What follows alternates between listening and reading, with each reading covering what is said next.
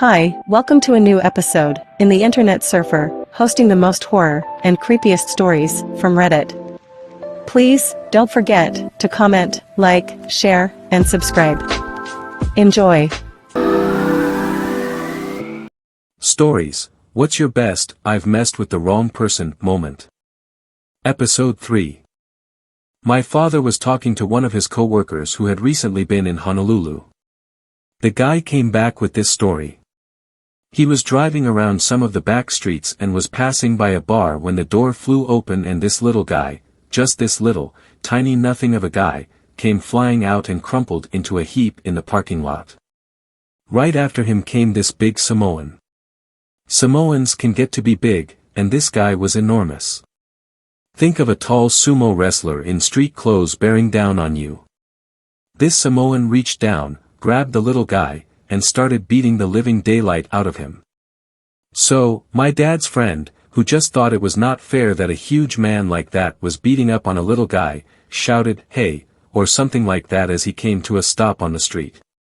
The Samoan stops what he is doing, drops the little guy, and starts heading for my dad's friend like a battleship bearing down on a dinghy. That is when the little guy sits up, reaches into his coat, and pulls out a pistol. Bang bang bang bang bang bang. He empties the revolver at the Samoan. The man stops in his tracks, looks down, and turns back on the little guy. The Samoan then yells the following. "Look at this. You son of a bitch. Holes in my body. I will kill you." And resumes giving the little guy the pounding of his life. Someone asked my dad's friend what he did then. He confessed the following. "I thought about running over him with the car, but I was half afraid he would just stand up, shout, 'Look at this. Tire tracks on my body. I will kill you,' and then whip me and the car all around the parking lot. So, I just got out of there." This is a tale of a family who lived in the hills of southern Missouri. We will call them Bartons, not their real name. They were an old family and well recognized in the region. Infamous is a better word. They were a large family with an endless army of cousins. Now, in this area, people are wary when dealing with them. The patriarch of this family had learned to box. Some say he learned to fight in prison. Some say he learned in the Navy. He was avoided a lot. Only those who really had a reason to talk with him, went out of their way to look him up. It was the misfortune of many that the patriarch of this family chose to teach his sons the art of boxing. These sons then taught their sons and on and so forth. You might pick up the pattern in this. This family liked to fight. Couple that with the fact that they were unnaturally strong, and you would find you had tangled with the wrong hombres should your interaction with them turn violent. The place where this family was based was a small town with a long history. From time to time, new families moved into the area, giving the region a splash of cultural color much needed in the area. In the time that I lived there, we had had a few Korean families move in, several African Americans, and I only say this because it was a white area, and white people from other states. One of these new families was a family with all sons who had moved into the county from an area just outside of Chicago, Illinois. They quickly developed a bad reputation. In school, the sons bullied and beat on the kids they saw as weak, ganging up on any rescuers brave enough to come to the rescue of their victims. The brothers who were fresh out of high school, were known for surest trades and dealings. You might buy a car off them that had rolled the odometer back on or buy firewood and receive a fraction of what you paid up front for. In the bars, they gang up 3 of them on 1 or 2 of the locals if an argument started. They did not think much of the farming folk in the area or their kids.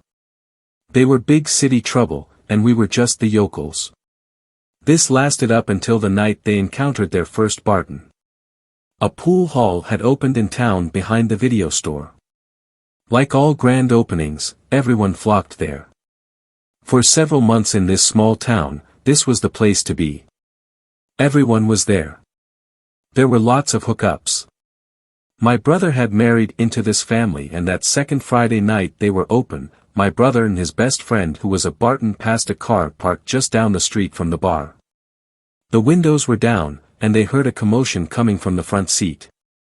There was a girl in the front seat with a man on top of her and she was grunting and telling him no repeatedly. Chris, my brother's friend, did not need much of a trigger to act. It might have been innocent fun, but it sounded bad, so he reached in through the car window, grabbed the man's hair and punched him a couple of times in the face, then opened the car door to let the girl out, then dove in the car head first and laid a whooping on the guy. The girl was adjusting her clothes and rushed off. No thank you or anything.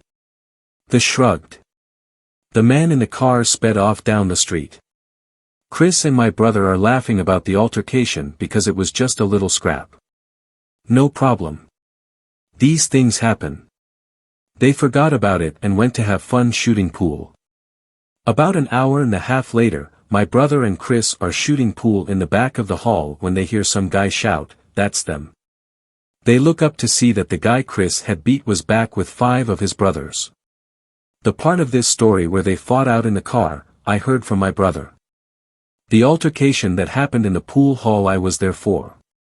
They could have called out Chris and my brother and they would have gone outside and fought them all. That was the way they were. Their attitude in these situations is that they might get their ass kicked but it would not be the first time. It makes them nonchalant about the whole ordeal. Unfortunately, they phrased their challenge poorly. Not understanding the extent of the Barton family, the oldest brother bellowed, "Shut up," in the middle of a crowded pool hall in a small town. "I'm looking for the Barton."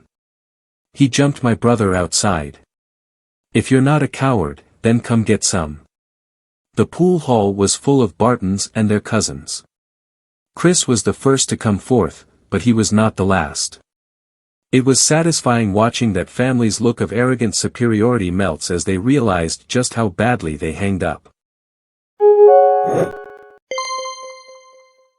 I have been wise about messing with people I should not, and I am peaceful to begin with.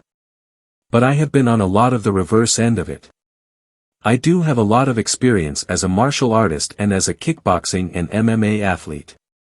I also have a few years working as a bouncer, and got good at spotting signs of trouble, diffusing situations, etc.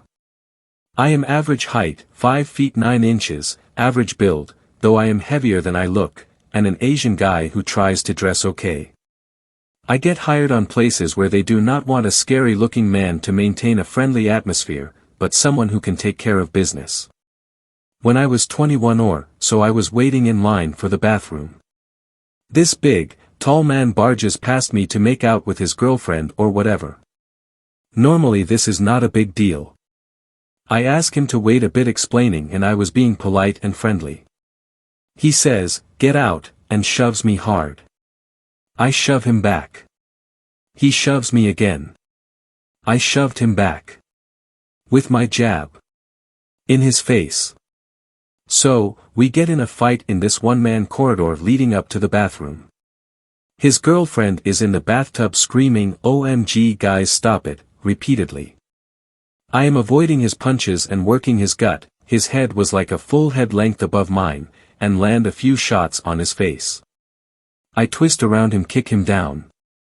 It knocks him down more than hurt him. I saw this look of colossally damaged pride on his face. He is still swinging in the air while I stand over him. Finally, this man that looks like Seth Rogen comes up to me and calms me down well. Since I did not know anyone at this party except for one friend and I did not want to get jumped, later I looked for this guy and shook hands. He was crying. He is a baseball player at his college. His girlfriend said something like, "My boyfriend could have kicked your ass," which made me want to pick him off again just to show her, and then I realized how stupid that was. Ladies, please stay out of your boyfriend's fights. The best part was that the guy was crying. I am sure not because of physical pain, it should not hurt that much, straight face, but because of the damaged pride in front of his girlfriend. I saw him the next day at another party, and he was super nice to me. He also had a black eye. In hindsight, I should have just gone around the backyard for that. When I was a kid, around about 7, my dad bought me a Kinder Egg. Mum was sick at the time and still in bed, so I stayed downstairs alone and ate it, then made the toy that came with it and was thrilled. It was a little car with working wheels, awesome. I felt like I was an expert engineer, I felt impressive. So, I thought I would show Mum. Ran upstairs in my euphoria, brimming with pride, and saw Mum sat up in bed talking to Dad, all serious. I interrupt the conversation with, "Mum, look at what I made." She says to show her in a while as she is not feeling great. Well, I lost it. I completely lost myself, and in my 7-year-old rage I said, "You horrible bitch." Have you ever experienced that deafening silence where time seems to stop, you can hear your own heartbeat start to slow and you can feel the rage build up in a person? I heard the Kill Bill sirens. I have never run so fast in my life.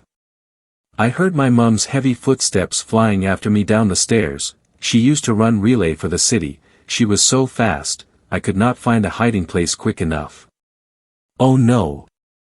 All the while my eyes are filling up with tears and terror, my little heart beating so fast. Why did I do that? Why didn't I engage my brain before my mouth? So, I just balled myself up in front of the radiator and braces for impact. She found me, grabbed my arm, and smacked my ass with every syllable of, "Don't you ever talk to me like that again." 11, for those who do not want to count. Never smacked me before and never did again.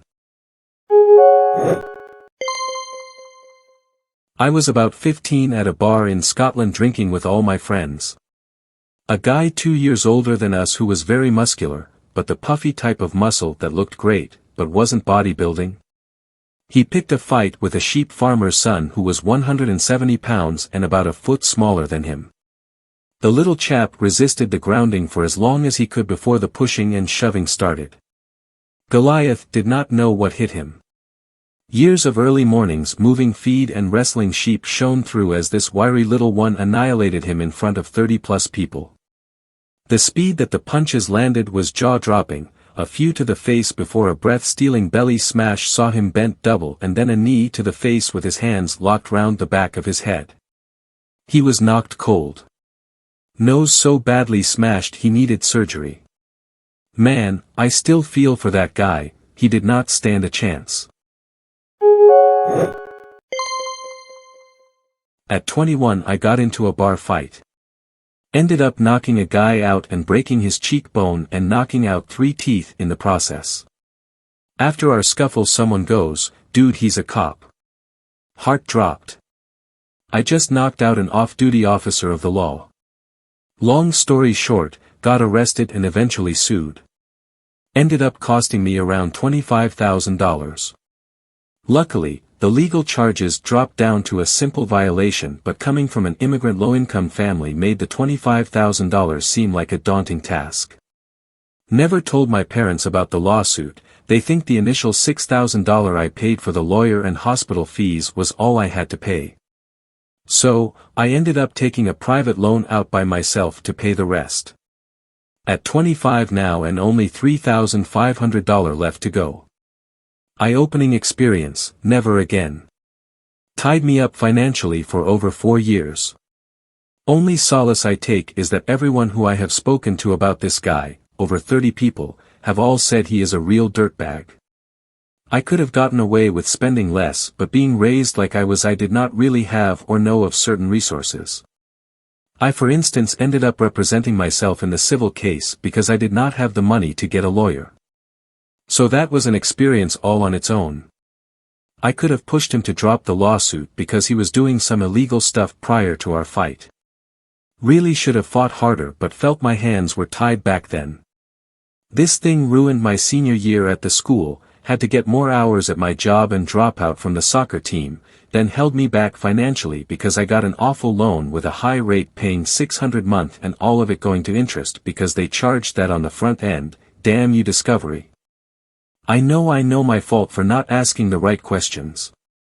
Ended up straining relationship with friends and my GF at the time because I could not go out and just did not want to because I felt immense amounts of stress because of this.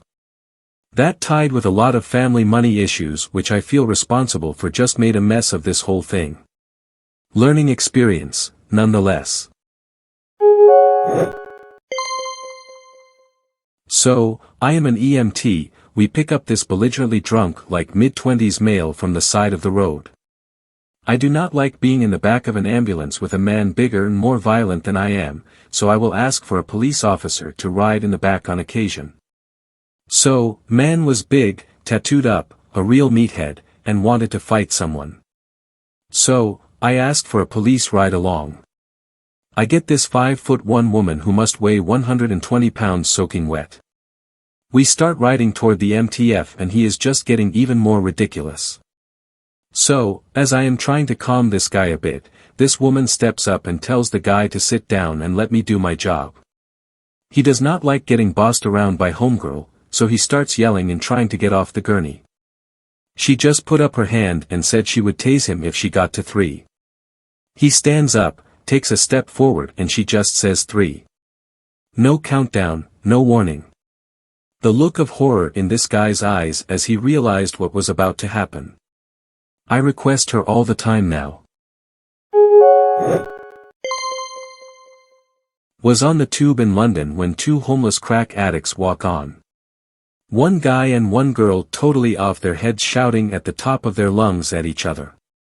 These guys are swearing their heads off and everyone on the tube is pretending not to notice looking straight down at their feet. All except the guy opposite me who is watching them both and laughing. This guy is loving the show.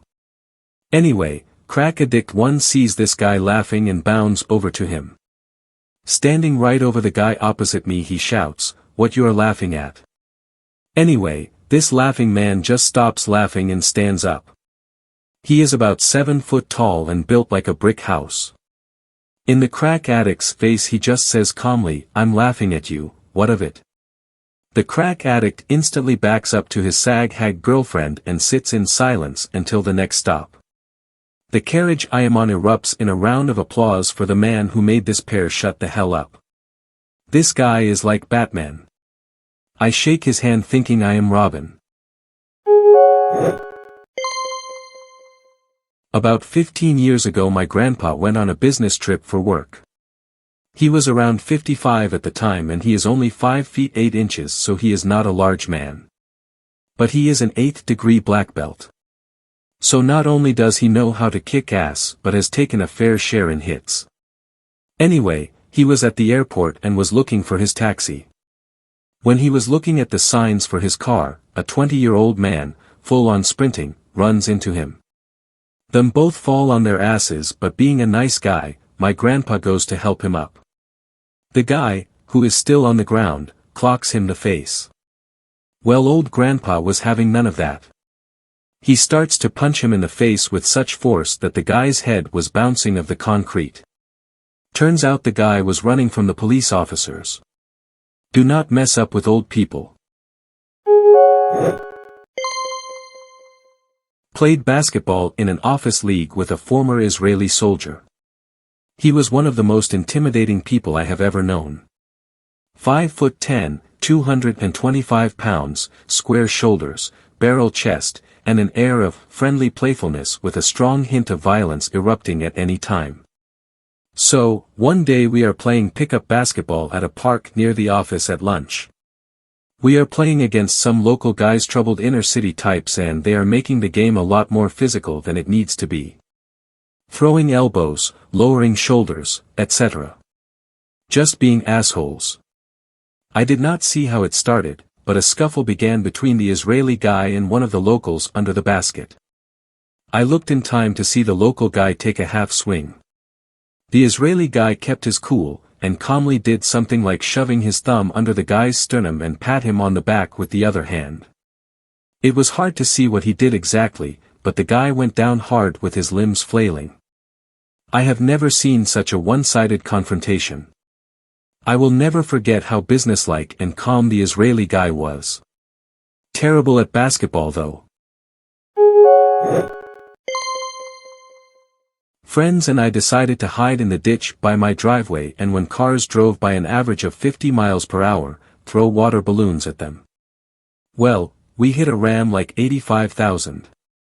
We see after impact his brake lights and he starts to slow as he comes to the end of the road where he could keep going. He turns around, we scatter. I was fat and out of shape, so I decide to test my maneuvering skills and hide behind a tree. This truck goes by my driveway like 4 times super slow. Then pulls halfway up my driveway, which is about 100 yards, and stops. Car door opens. It is so cold you can see your breath, so I am hiding behind a tree, 15 yards away, trying to breathe as little as possible. He gets in his car, backs down and checks one more time if he can see us before leaving. I have played out how that scenario could have gone, and I messed with the wrong person who just so happened to give up.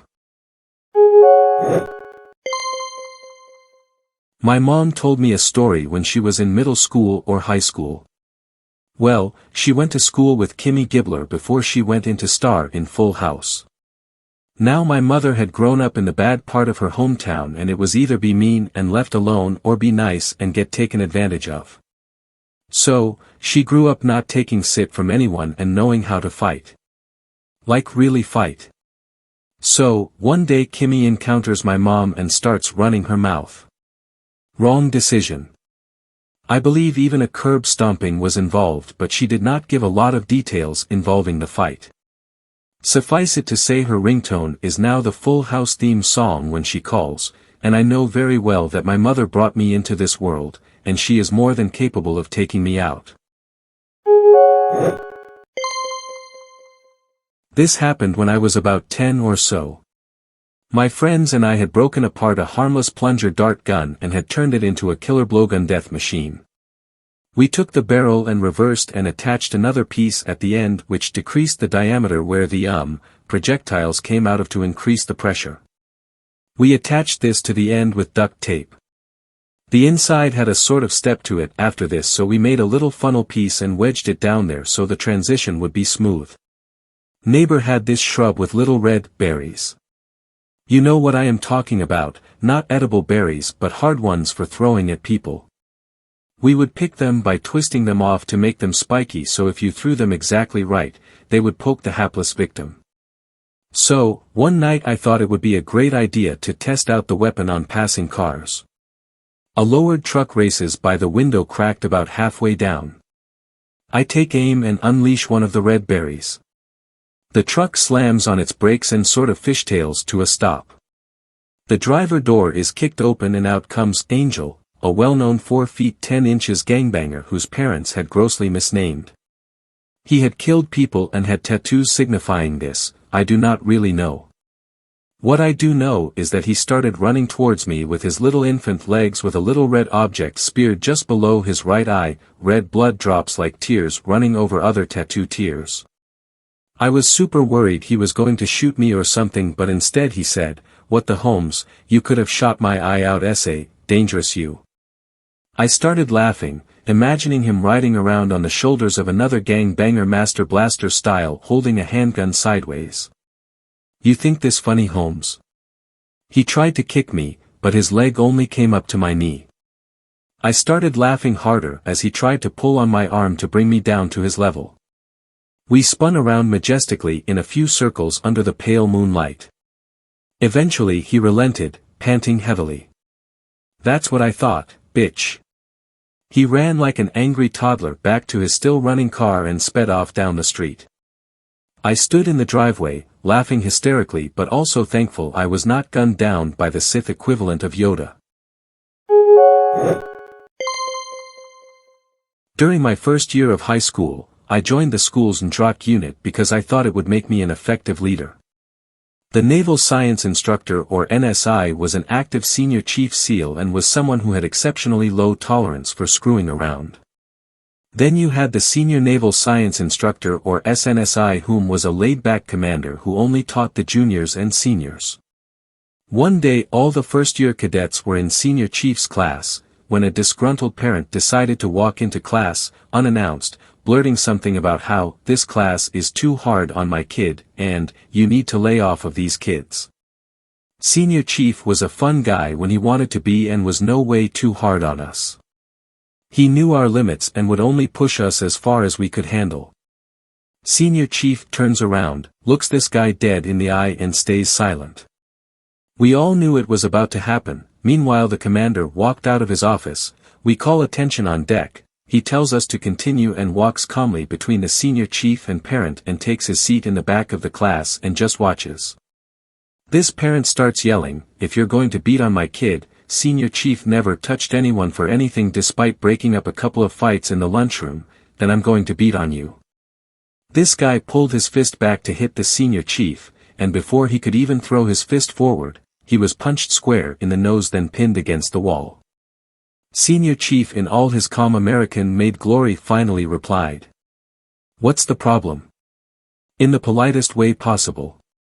This man was then escorted out of the school by police and then Senior Chief apologized to this guy's kid and then the entire class saying, "Sorry for the disruption, shall we continue?" The kid still stayed in the unit but never complained about anything ever again, let alone speak to Senior Chief. During all this the commander just sat in his chair and watched and thought it was hilarious. He still makes jokes about it to this day. I am 6 feet tall and weighed about 150 pounds at the time. It was my senior year of high school. I was cutting weight for a wrestling tournament, and to get my mind away from the misery I decided to go downtown with my friends one night. We went to this bar and after a little while if I took a morning run, I could get a small cup of orange juice, my favorite kind of juice, and a small treat. I get my juice and sip it while I spend time together with my friends. Suddenly this big bouncer, about 6 feet 3 inches and around 260, walks up to me and begins questioning what is in my cup. I told him it was orange juice. He did not believe me, grabbed my cup, and threw it in a garbage can. He had taken my liquid gold and tossed it, and as he reached his arm out to grab me, take me out, I grabbed his arm and hip, tossed him onto his back, knocking the wind out of him. Then I walked out of the bar. Do not mess with my orange juice. My friend is a big man. 6 feet 1 inch and over 250 pounds.